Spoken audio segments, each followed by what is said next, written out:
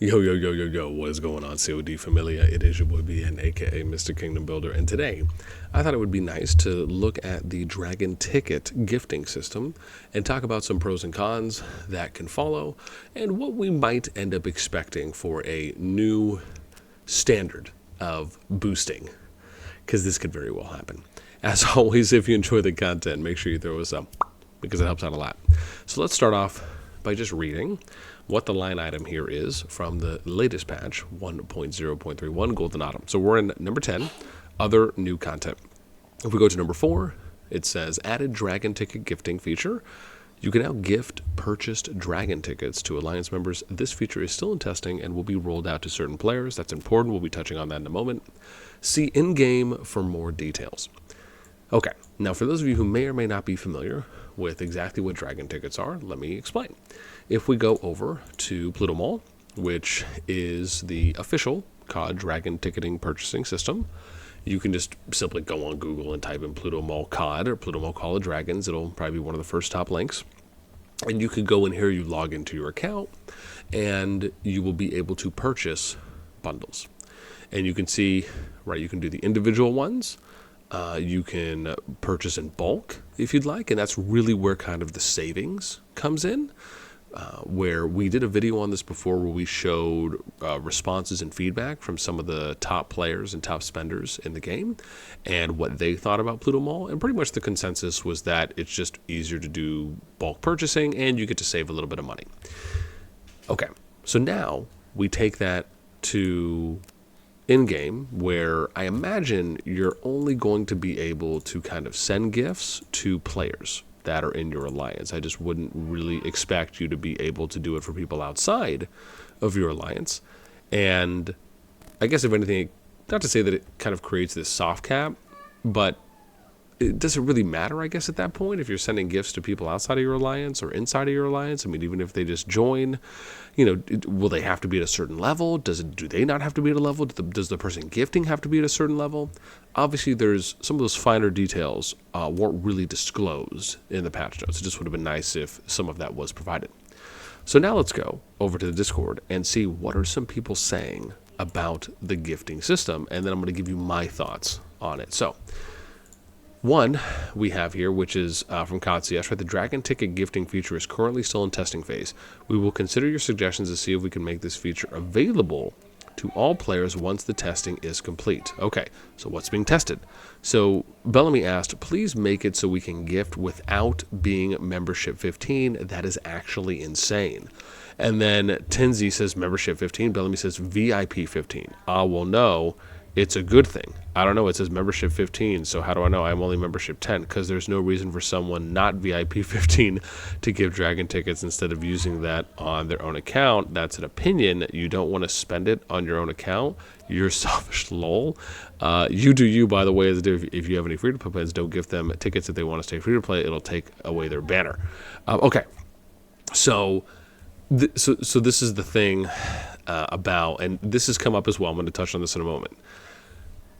If this is true, that you have to be VIP 15 in order to gift dragon tickets, to be honest, there is a massive contradiction here.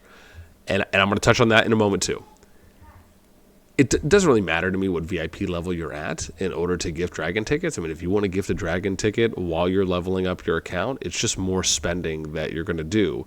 If the game wanted to make more money, they would just not have a threshold or a minimum that you need to be at, because you could be leveling up your account and also leveling up someone else's account. But now you're saying, no, you can't spend and help other people and give us more money until you hit VIP 15. I just don't really think that there's anything super negatively impacting if you're not VIP 15 and you're gifting people dragon tickets, right? I mean, I don't see anything necessarily wrong with that overall. If you want to make the argument that, oh, well, you know, the whales are just going to whale up other people, I mean, listen, they can spend however they want to spend their money. Like I said, I just don't see some kind of overall net negative issue here that would really kind of impact the entire community or a kingdom in some kind of massive way. Outside of what a normal kind of whale behavior would be, which is the whole point is spending to level their account up. So, yeah, I don't really get that one. Now, this is where the contradiction comes in. if you look at how you have to be at this high VIP level in order to gift and basically send resources to someone else, you're going to see where I'm going with this. Why is it that you do not create a high threshold for RSS transferring? Why is it that anyone can RSS transfer and there's no level requirement? You just have to be in the same alliance. And unless they've changed that recently, right? But you have that 200 mil minimum that you have that you can transfer each week. And unless they've changed that recently too. And so the point of this is that the reason this is a contradiction is because you have a lower threshold that is not a high threshold for transferring RSS, but you don't when it comes to purchasing dragon tickets that you can then gift, which is transferring a form of RSS or resources to another player. And this is something that we've talked about before, where I have recommended that if you want to solve this kind of RSS selling debacle, and you want to like really, I don't want to say punish it, but just make it to where it is a lot harder to do, what you would do is you would apply a higher level that you need to be at, right? So you would say, okay, well, you need to be at City Hall 20, or you need to be City Hall 24 before you can start selling RSS. Or you say, you know, you have to be, your bazaar has to be at 20, or your bazaar has to be at 24 in order, right? So your RSS transferring building. And then you would do it like that. Now that would be, now the big difference there is that you're transferring resources compared to spending money. I don't necessarily believe that you need to be VIP 15 or have this high VIP level before you can start buying someone bundles. The difference is that there's no bundle sellers. You have to understand, RSS sellers are not buying people bundles to then give them, right, to then gift them away, or buying bundles to gift them away, right? They are generating resources for free and then selling them. There's a big difference here. And so really, the script should be flipped. You should have a higher threshold for, because you have to understand that if you do this and you raise the City Hall level and or the Bazaar level, it will immediately impact anyone who's RSS selling, because they will not be able to do it until they get their accounts leveled. And because they typically run a lot of accounts, basically account farms, they're going to have to spend all this amount of time to get each of these cities up to that level. That is going to take a lot because they're not progressing them at the same average pace as you would be if you only had one account that you were paying attention to. So it's going to be a lot slower for them. And this honestly just might make people give up on doing it. And so if you're ever worried about that happening and you want to kind of level the playing field, right, and you really care about a level of fair and balance, this is a very simple change that I would have to imagine does not take a lot of coding and is kind of almost more reminiscent of just flipping a switch. And so that, I think, is how I would look at this situation. I'd love to know what your guys' thoughts are. Do you see it that way? Are you okay with the way it is? Would you like to see it approached a different way? Let me know. The next one here is we get to, I think Boo had something to say here on this one, which is, don't tell me this is an actual thing, not yet, but it will now be once the Dragon tickets. So Boo said, where is this? Oh, yeah. It wasn't you, the mystery woman, going from 50 mil power to 255 mil power meme? Yeah, because it was a meme in there. I don't know if that's true. If it is, I'd love to see it. And if there's any examples that people already know of some players that have been gifted a lot of Dragon tickets, I'd love to hear, because I just think it would be awesome to cover. But this, regardless of it being real or not, this is very much something that could be real. It could and can happen. And for those of you that remember that screenshot that was going around from FSK and Kyle, who was putting $50,000 of his own money into kind of a war chest that would be distributed as additional PvP incentives for players who participated and contributed and fought a lot in KVKs, depending on where they ended up, whether it's merits or whatever other factor or system or algorithm they were applying, depending on where they placed at the end, they would get money, like real money, for fighting. Now that overall is actually a pretty awesome thing to do. Again, if you are in a position to do it, we should say. And that is kind of in a similar situation of what whales could do, or anyone who spends could do as well. You could do something like that, but just offer Dragon tickets. You could, use dragon tickets to just give them to people and help them boost up to T4, help them boost up to T5.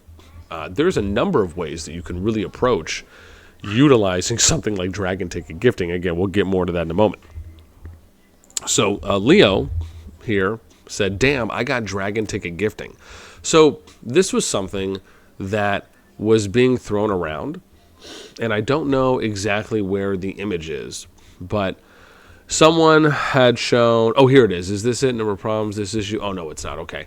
But there was some screenshots that were going around of people getting approved. Oh, here it is. Here it is. Yeah, oh, nice. So look, we found it. So this is one from that I think Tinsy had sent. And I don't know if this is Tinsy's account or someone else's, but this is just screen. It says, Dragon Ticket gifts now available. My lord, as a reward for your good standing in game. Now, I wonder what that means. We have enabled the Dragon Ticket gift feature. You can now purchase Dragon Tickets and send them to Alliance members as a gift, allowing them to go stronger alongside you. Please note that you can gift a limited number of Dragon Tickets each week, and they cannot be recalled once sent. Enjoy the gift feature responsibly and happy gaming. So, two things here. Number one, they got to be in the Alliance. And number two, there's a limit on how many Dragon Tickets you can send each week. No, we don't know what that limit is, and they don't mention anything in here that you have to be VIP 15 in order to send it. So again, whether that's true or not, and if it is true, right, they're missing some of that information here. However, one of the things is, and this is what I wanted to point out about that line item where it says certain players will get access to this before others, is that the way they're probably going about this is they are identifying spenders. And they're probably going to give it to people who are spending highest to lowest, and just, I would argue, go in that order, and send them this mail that says, hey, you've unlocked this new feature. Thank you, and please spend more money. So, which again, this is actually one of those features that I think, I will just say some people, at minimum, will use, and they will buy these to gift them to other people. I absolutely believe that will happen. How much will that happen? We'll have to wait and see. But there is a lot of value in something like this compared to, let me give you a great example here. You know how when you have a game, and for example, like when Armaments came out in Rise of Kingdoms, what's one of the most like negative things that people talk about with Armaments? Well, at least for the things I've heard, is they cost a lot of money. I think Chisgul did a video on this too as well, and I saw some other people talking about it where they were saying, you know, to like fully max an armament, it's like a couple grand or something. And again, I don't know if that's true or not, but the point is you added on this other add-on piece to try and generate money.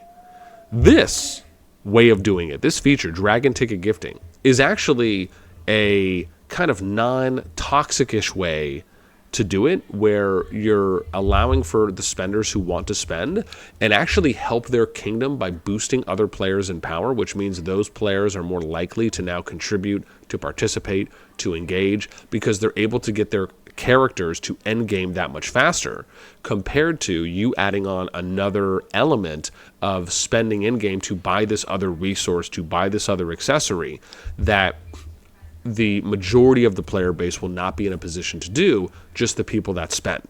So if you understand it right, doing an accessory is more of an individual progression. Allowing for Dragon Ticket gifting is actually more of a community style of progression, right, that you would have. It just, again, happens in a spending way and not just kind of in a typical grinding way. But if you understand the difference there, you can see how one is arguably less toxic, less negatively impacting versus the other, regardless of how you feel about it overall. Okay. Now, let's get to something. So, this is the other thing I want to say. So, something I thought was interesting. Back in February, 8 months ago, someone had suggested this idea. I don't know who this person is. It's K. They're not here anymore. But it says, should make a function allowing people to send tickets as a gift. Just add player ID when they want to send the gift. And then someone said, if someone else wants to buy tickets for your account, they need to be able to log into your account or something like that. But I thought that person's idea was interesting, because then you see CoD CS saying, this idea sounds good. We will take your suggestion of adding a feature that would allow players in Dragon Ticket gifts into consideration, see if it is possible to add such a feature. So you see 8 months later, it gets added. I just thought that was interesting. Now, what do I think overall about this? Again, I've already kind of alluded to it a little bit. I don't necessarily see a problem. with any kind of dragon ticket gifting. As I said, I do view it as kind of a less toxic, less negatively impacting opt than doing kind of the accessory. Let's just add on like another war pet kind of thing, or let's add some kind of new, like what if they added rings, right? What if they added clothing, right? I mean, just anything else that you can think of that can allow for them to create another spending avenue. This I actually think is I'm a little bit more in favor of this compared to them doing something else, right? That's kind of more accessory based, right?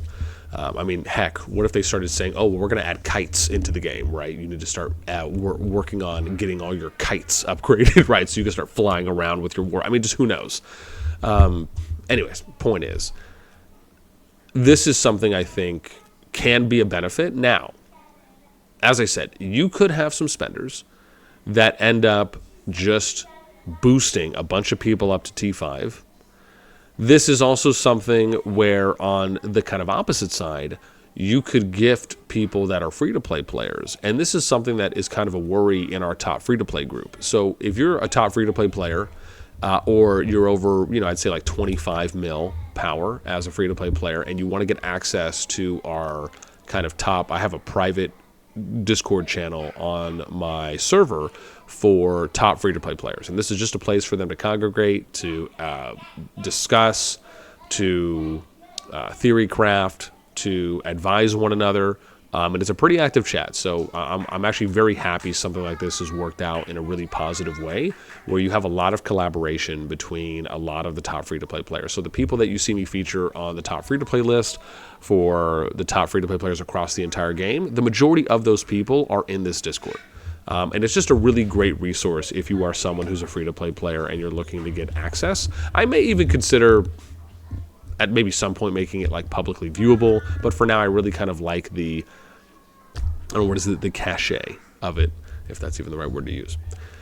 But the challenge here is that some of them have mentioned about if they are gifted a bundle and they use it, it will remove their Lilia bundle.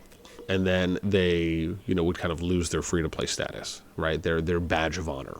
And that can potentially make them ineligible for my top free-to-play list. Now, someone has said that if you're just gifted the bundle, if you're gifted the ticket, it'll remove it. Someone in the chat did specifically say you have to use it for it to be removed. So again, that's what I've heard so far. I have been considering if free-to-play players are trying to use tickets, for example, on migration bundles, I have considered maybe making an exception for that. We'll have to see later down the road on kind of what some of the free-to-play peeps think. But yeah, that is just kind of one of the negative things if you want to consider it that. And I guess I'm sure some people will just make the argument, well, boss, isn't it negative that they're just going to be able to start, but the spenders can just, boost 10, 20, 30, 40, 50 players if they really wanted to up to T5. And then all of a sudden, they have a lot more power in their kingdom, and it's kind of a way for them to get around the thresholds and the minimums. Because think about it like this. You could take a kingdom, and I am going to be updating this, but let me show you this. You could take a kingdom like Kingdom 20, well, what was 23? All right, let's say like 61, 70, 81, 60, right? Some of these kingdoms that are above that 22, 23 bill power threshold, right? And this was taken almost 2 months ago, right? I have to do the updated one. But let's say you do that, and they're at mid-20s, high 20s for kingdom power, right? They're a full status kingdom. You could now technically have players that are like some of the lowest powered players in the kingdom, or people that are close to T5, and a bunch of spenders just basically boosting those people, so that way their overall activity is a lot better. They could even recruit people that are at lower power levels, below thresholds, to come into the kingdom just knowing that they're active, and then basically help give them bundles as a way to boost the power overall. Like, there are some creative ways they can kind of get around this with dragon ticket gifting now. So anyways, I just wanted to kind of talk about that for a moment. And again, I'd love to hear what you guys think on this. Again, do you disagree? Do you agree? Is there anything else that you see that could be a positive or maybe a negative from dragon ticket gifting? Yeah, that's going to do it for me. As always, until next time, we'll catch you later.